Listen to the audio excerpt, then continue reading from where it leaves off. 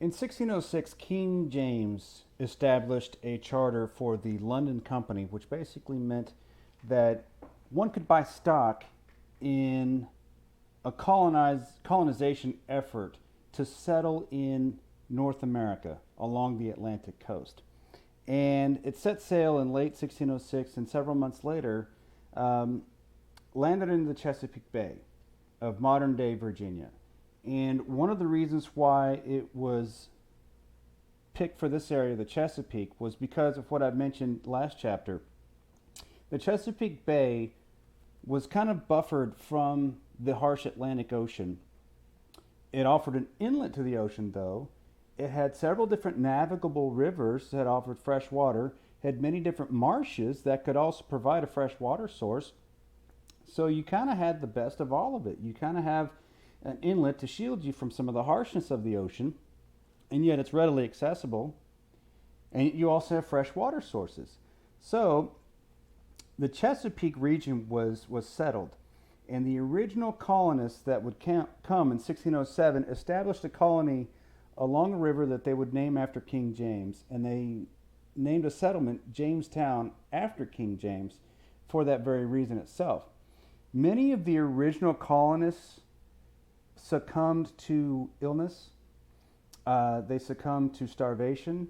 You're trying to set up a colony in an area that is completely foreign to you, and there are natives in the area who are not hostile. They just don't know what you're all about. As a matter of fact, the Powhatan Confederacy, the larger majority Native American tribe in the Chesapeake region, didn't see the settlers as a threat, not at that point.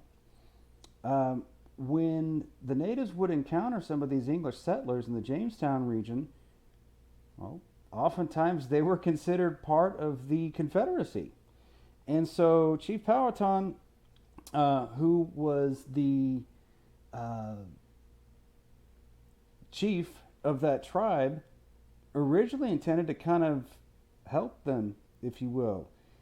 The English settlers in the Jamestown region were starving. They were often motivated to go in search of various different things like what the Spaniards were, and gold or other riches, when in reality they needed to feed themselves. And of the original 144 men who sailed with the original London Charter, only about 38 of them survived on into the next year. The rest were killed by disease and famine. So that became a large problem. And it became obvious that even though these English settlers felt that they had superior technology or weaponry or Western civil thought or anything else along those lines, they couldn't feed themselves. Their tactics weren't meant for the harshness and terrain of North America. So they encountered Native Americans who were somewhat willing to help them learn how to grow crops, corn, beans, pumpkins, all kinds of different things in that area. Help hunt and fish in the area to help them generally survive. Within a few years, Jamestown had continued to struggle, but King James saw bigger things possibly happen, and he renamed the London Company to the Virginia Company and offered opportunities for people to travel to North America at their own expense. He would offer them an opportunity to settle in various different vessels to make their way over to that area. And many of these new coming colonists really struggled.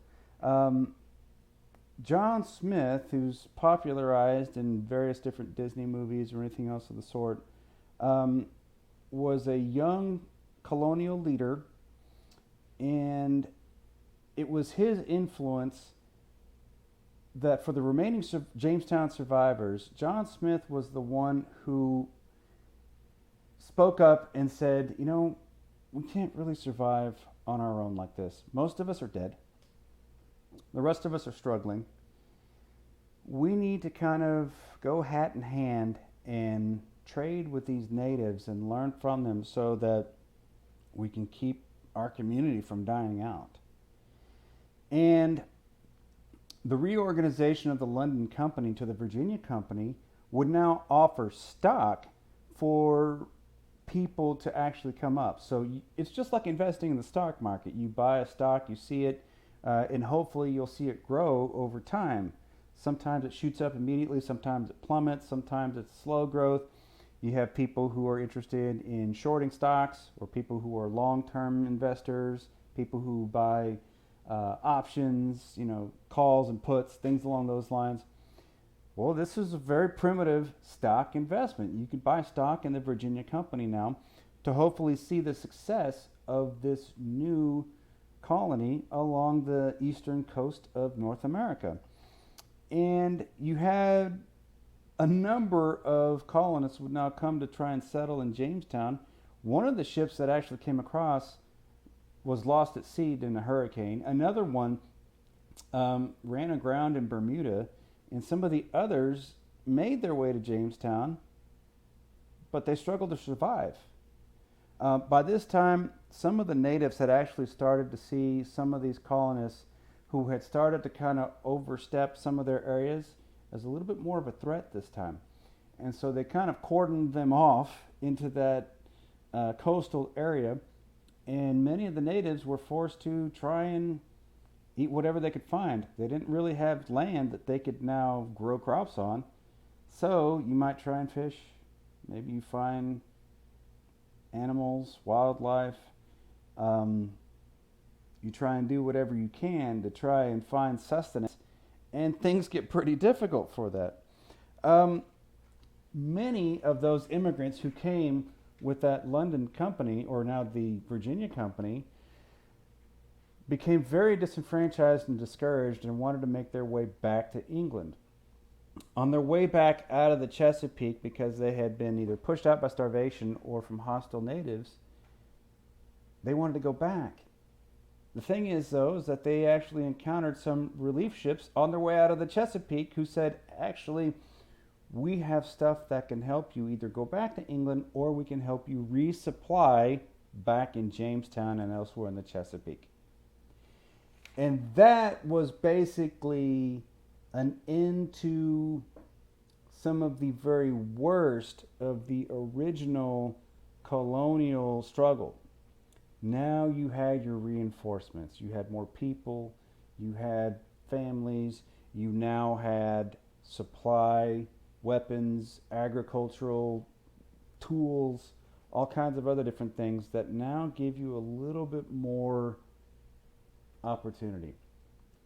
One of the things that was also going on around this time was the idea of growing tobacco.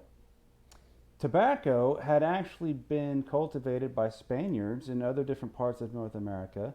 The English had heard about this, and they recognized this area around the Chesapeake and areas around as potential really good fertile ground for growing tobacco. And there had become a larger thirst, if you will, for tobacco products back in England. So imagine this. Now you have a growing need for tobacco. You have land that exists, but it's inhabited by natives.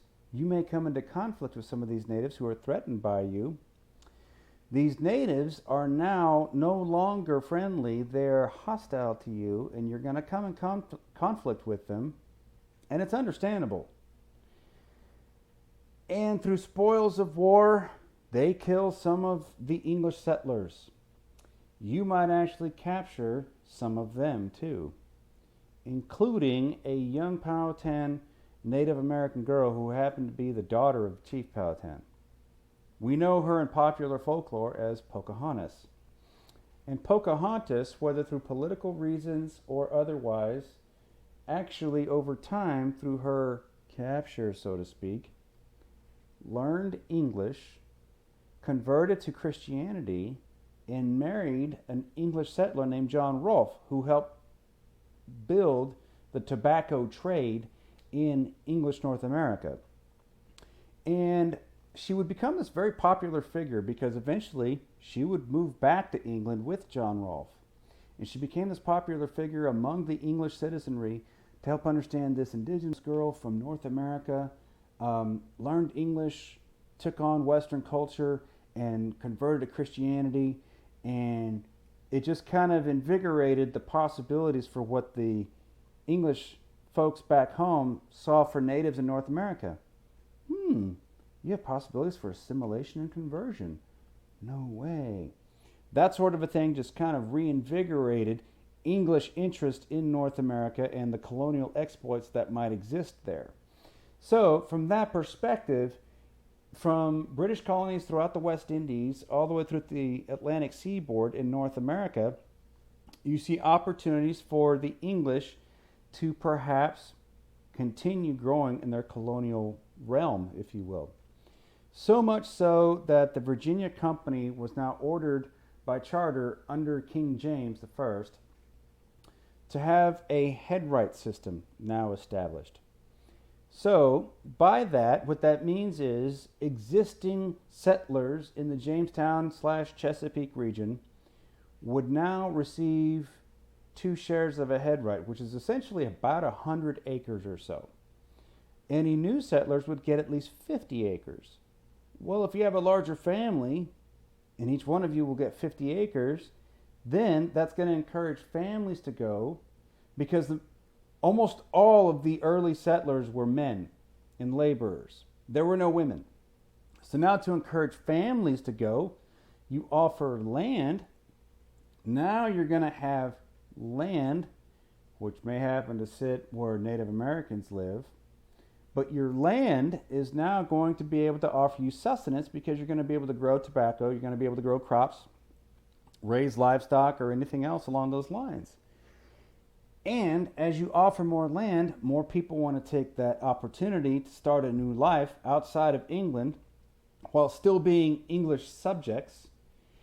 So, okay, you kind of get a new start while still being English. And so many of these colonials would come that there would need to be a colonial sort of government representation unamong to themselves. So a very primitive council, if you will, called the House of Burgesses, was established in the mid-16 teens, around 1617 or so, that would establish the idea of there being now a more formal government, maybe more like 1619 or so would it be. You would have a more formalized messaging among the colonists that would centralize their message. And in doing so, it would also kind of centralize some of their resources, if you will.